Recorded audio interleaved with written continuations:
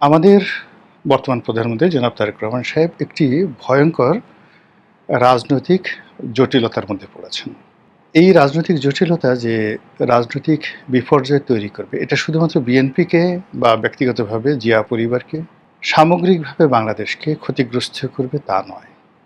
এটা আমাদের এই এলাকার যে জিও পলিটিক্স, বাংলাদেশ, ভারত, পাকিস্তান, এই যে পুরো এলাকা মায়ানমার, এই এলাকার যে জিও পলিটিক্স, এই জিও পলিটিক্সটিকে আগামীতে বিপর্যয়ের মুখে ফেলে দেবে।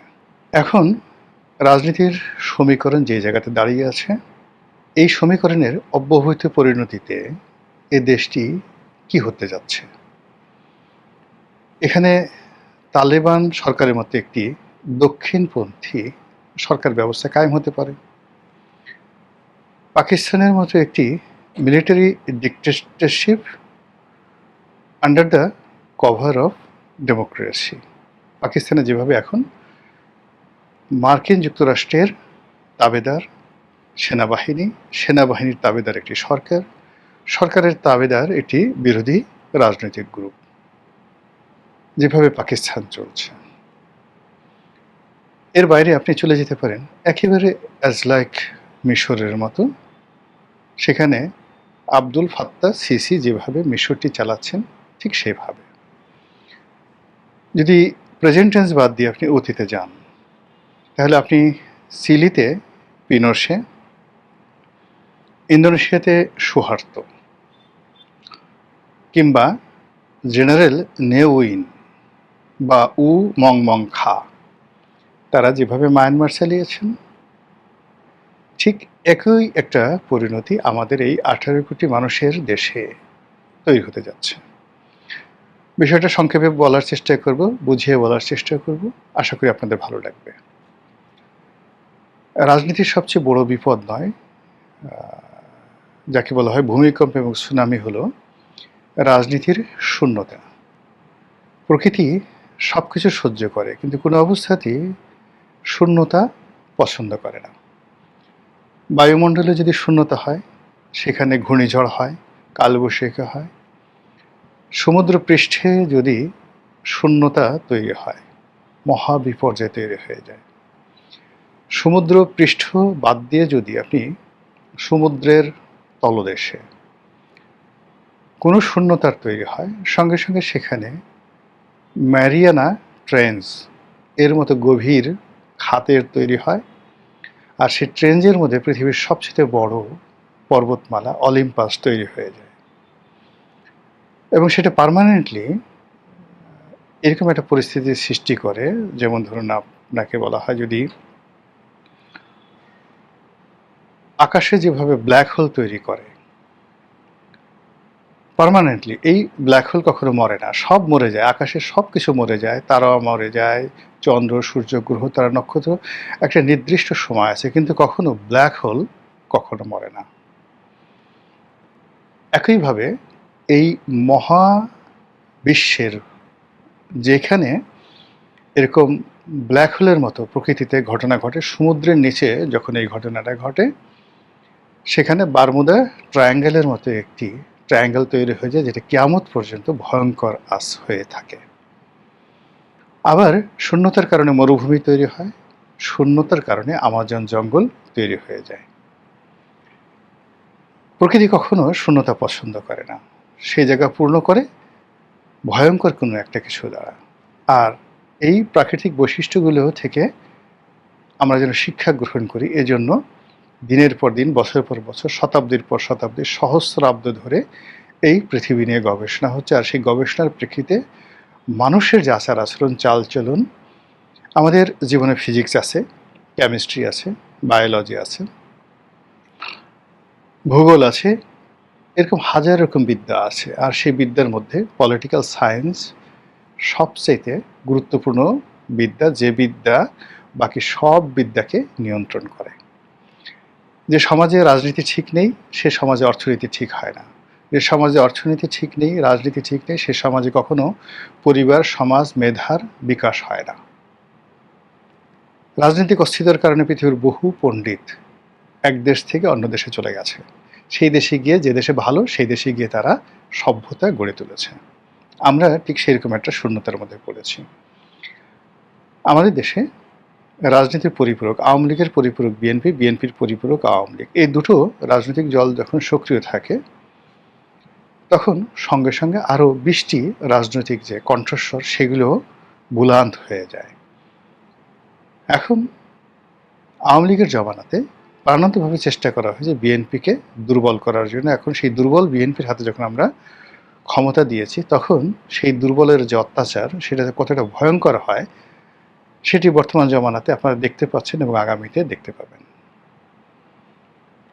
ফলে কি হলো, সন্ত্রাস, চাঁদাবাজি, মাস্তানি, কোনো একটা জায়গাতে কোনো চেইন অফ কমান্ড নেই। আমাদের দেশে এখন সন্ত্রাসীরা মুছে তা দিচ্ছে। ধরার পরে নজিরবিহীনভাবে শীর্ষ সন্ত্রাসী যুব দলের নেতাকে, সরকারি দলের নেতাকে খুন করার পর মুছে তা দিচ্ছে, আর তামিল সিনেমার নায়কের মতো পুলিশের গলা কেটে ফেলা হবে এইভাবে হুমকি দিচ্ছে।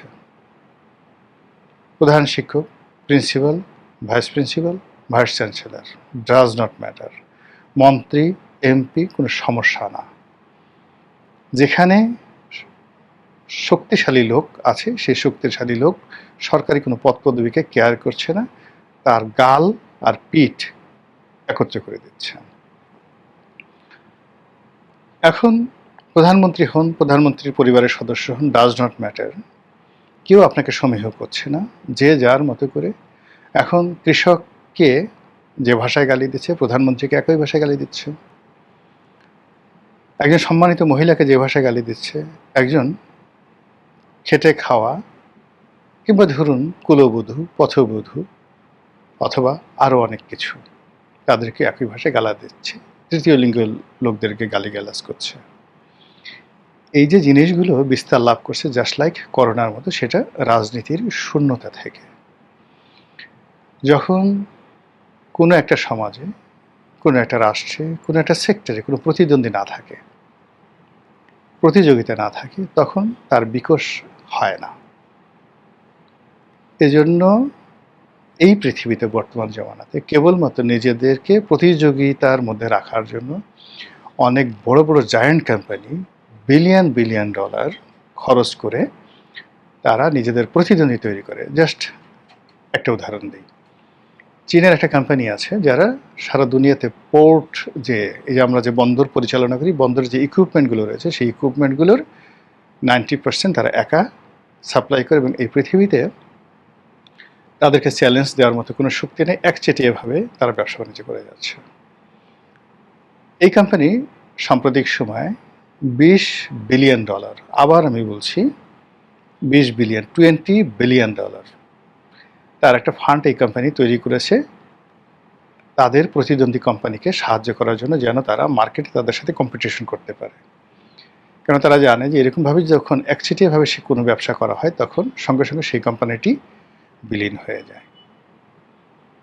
অতীতে যে কোম্পানিগুলো, প্রতিষ্ঠানগুলো একচেটিয়াভাবে এরকম কাজ করেছে, সমস্ত প্রতিদ্বন্দ্বী শেষ করে ফেলেছে, সঙ্গে সঙ্গে তাদের পতন হয়ে গেছে। রাজনীতিতে এই জিনিসটা আরও প্রবল। রাজনীতিতে প্রথমত আপনাকে শক্ত প্রতিদ্বন্দ্বী থাকতে হবে, এটার একটা ইফেক্ট, যেটা এক মুহূর্তে বিএনপির কোনো শক্ত প্রতিদ্বন্দ্বী নেই। দ্বিতীয়ত হলো বিএনপির যে সকল সাজানো গোছানো অনুগত প্রতিদ্বন্দ্বী রয়েছে, সেই অনুগত প্রতিদ্বন্দ্বীর কারণে কি হচ্ছে, যারা তথাকথিত বিরোধী দল, এই তথাকথিত বিরোধী দল এবং সরকারি দল, তাদের উভয়ের যে কোয়ালিটি নষ্ট হচ্ছে, ইমেজ নষ্ট হচ্ছে, তাদের সামাজিক মান মর্যাদা নষ্ট হচ্ছে। আজ থেকে 1 বছর আগে জামাতের একজন নেতা বা বিএনপির একজন নেতা এই সমাজে যতটুকু তাদের অ্যাকসেপ্টেন্স ছিল, এখন বিএনপি এবং জামাতের যে কোনো নেতা বলেন বা এমপি মন্ত্রী বলেন, তাদের এই 1 বছর আগে তাদের যে ইমেজ ছিল দলের ভিতরে এবং দলের বাইরে, এটা এখন একেবারে শূন্যের কোঠায়। গত 1 বছরে আমরা ইন জেনারেল, সেটা শেখ হাসিনা বলেন, গোলাম মোল্লা রনি বলেন, এটা অন্য যে কোনো মন্দ লোক বলেন, আমাদের এই সমাজে প্রত্যেকটা মানুষই যে যার অবস্থান থেকে ইজ্জত হারিয়েছে, সম্মান হারিয়েছে, মর্যাদা হারিয়েছে। গেইন যদি কিছু করে থাকে সেটা হলো অসম্মানিত হওয়া এবং বেইজ্জতি হওয়ার মতো যে ধরনের ন্যারেটিভ দরকার, গত 1 বছর ধরে সেই ন্যারেটিভগুলো অলমোস্ট মসজিদের ইমাম থেকে শুরু করে মন্দিরের পূজারী থেকে শুরু করে প্যাগোডার সেই যিনি অধিকর্তা রয়েছেন, সবার একই অবস্থা। এই জিনিসটা শুরু হয়েছে রাজনীতির এই ভারসাম্যহীনতা থেকে, রাজনীতির সেই যে মরণ ফাঁদ যেটা তৈরি হয়ে গেছে, ইমব্যালেন্স সিচুয়েশন তৈরি হয়ে গেছে তার কারণে। এই জায়গা থেকে বের হওয়ার জন্য আগামীতে একজন সমাজ সংস্কারক, একজন রাজনীতির সংস্কারক, একজন সুপারম্যান দরকার হবে। Just like Robert Mugabe, just like Nelson Mandela. এদের মতো মানুষ না হলে কোনো অবস্থাতেই আমরা এখন যে রাজনীতির ফাঁদের মধ্যে পড়েছি, এই ফাঁদ থেকে বেরোতে পারবো না। এই ফাঁদটিতে বিএনপি জেনে হোক বুঝে হোক পা দিয়েছে। জনাব তারেক রহমান সাহেব জেনে হোক বুঝে হোক পা দিয়েছে, এবং একটার পর একটা যখন এখানে পা দিয়েছে, এইরকম পর্ব আসছে, সেই পর্বতে অটোমেটিক্যালি তারা একের পর এক ভুল করে যাচ্ছে। এখন এরকম একটা পর্যায়ে ওইরকম যদি একেবারে নিজের সব কিছু ত্যাগ করে জীবনের ঝুঁকি নিয়ে কঠিন সিদ্ধান্ত আমাকে মেরে ফেলুক, এরকম সিদ্ধান্ত না নেওয়া পর্যন্ত কোনো অবস্থায় এখান থেকে বের হওয়া সম্ভব নয়। আর এই যে রাজনীতির যে বিপর্যয়, অনিবার্য পরিণতি, রাজনীতির যে শূন্যতা, সেই শূন্যতার কারণে অর্থনৈতিক শূন্যতা তৈরি হয়েছে। অর্থনৈতিক শূন্যতার কারণে সামাজিক শান্তি শৃঙ্খলার যে ভারসাম্য, সেটা নষ্ট হচ্ছে। সামাজিক ভারসাম্য নষ্ট হওয়ার কারণে পারিবারিক ভারসাম্য নষ্ট হচ্ছে। পারিবারিক ভারসাম্য নষ্ট হওয়ার কারণে as a human, individual human, একজন মানুষ হিসেবে আপনার যে ব্যক্তিগত বোধ এবং বুদ্ধি আছে, আত্মমর্যাদা আছে, আপনি যে আশরাফুল মাখলুকাত, এই বিশ্বাসটা মানুষ হারিয়ে ফেলছে। সে ধীরে ধীরে মনে করছে আমার আর ছাগলের মধ্যে, আমার আর পশুর মধ্যে, আমার আর মেরুদণ্ডহীন প্রাণীর মধ্যে, জীবিত মানুষ আর মৃত মানুষের মধ্যে কোনো পার্থক্য নেই। মানুষ যখন অভাবের মধ্যে পড়ছে, সে সব কিছু হারিয়ে ফেলছে। সাম্প্রতিক সময় যদি আপনি অপরাধগুলো দেখেন, যে মাত্রায় অপরাধ হচ্ছে, যে আকৃতিতে অপরাধ হচ্ছে, এ বাংলাদেশে কখনো হয়নি। প্রকাশ্য মালিবাগের শান্তিনগরের একটা মার্কেটে পুরোটা সিসিটিভি আছে। সেই মার্কেটে পুলিশের সোর্স হতে পারে বা কোনো চক্র হতে পারে, হোয়াট এভার মেবি, সেখানে একজন পিতা তার কন্যাকে নিয়ে আসছে বাজার করার জন্য, মার্কেটিংয়ে, শপিংয়ে, যুবতী কন্যা।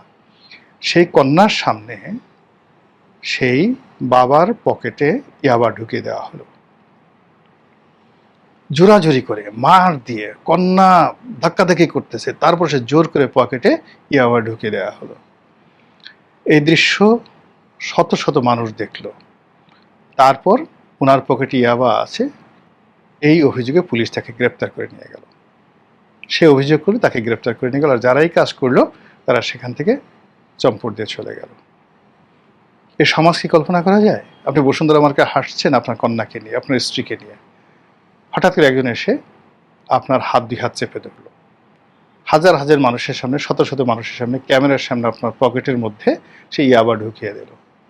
এরপরে সেই ইয়াবা আবার পুলিশ এসে আপনাকে সার্চ করলো, আপনার পকেটে ইয়াবা পেয়ে গেল, আপনাকে গ্রেপ্তার করলো। আপনি বললেন যে ওই লোক দেখেন, সিসি ক্যামেরাতে দেখেন, হাজার হাজার মানুষ সাক্ষী আছে, ক্যামেরা সাক্ষী আছে, ও আমার পকেটে ঢুকিয়েছে, ওই লোক, দ্যাটস ম্যান।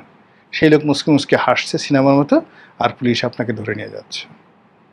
আর আমরা কোটি কোটি মানুষ এই দৃশ্য দেখছি আর হাপিত্তেশ করছি, কিন্তু রাষ্ট্রের পক্ষ থেকে কোনো সাড়া পাচ্ছি না। এরকম অসংখ্য ঘটনা, একটি দুটো নয়। এই ঘটনা সেক্সের ক্ষেত্রে ঘটছে, এই ঘটনা দাম্পত্যে ঘটছে, পরকীয়ার ক্ষেত্রে ঘটছে, এই ঘটনা নামাজ কালামের ক্ষেত্রে ঘটছে, মসজিদে ঘটছে, মন্দিরে ঘটছে, সব জায়গাতেই ঘটনা ঘটছে। মাদ্রাসায় ঘটছে, স্কুলে ঘটছে, কলেজে ঘটছে। অপরাধের ধরন এবং প্রকৃতি যা কখনো অতীতে বাংলাদেশে হয়নি। আর সব কিছুর মূলে রয়েছে এই রাজনৈতিক শূন্যতা, এবং সেই শূন্যতার দায় এখন বিএনপির ঘাড়ের উপর পড়েছে, জনাব তারেক রহমান সাহেবের ঘাড়ের উপর পড়েছে। এই দায় কি ৬-৭টা বা ৮-১০টা গোলাপি রঙের বাস নামিয়ে এই দায় থেকে মুক্ত হওয়া যাবে? এ দায় কি দুপুরে ১০০ টাকার খাবার খেয়ে, তারপরে ঘন ঘন মন্ত্রী পরিষদের সদস্য পরিবর্তন করে, নিত্য নতুন মানুষকে মন্ত্রী বানিয়ে, পাবলিক সেন্টিমেন্ট, ভারতে যাব না, চীনে যাব, চীনে যাব না, আমেরিকাতে যাব। এই কাজ করে রক্ষা পাওয়া যাবে? যদি যায় ভালো, আর যদি না যায়, নাগরিক হিসেবে আমাদের বলার দায়িত্ব বলছি।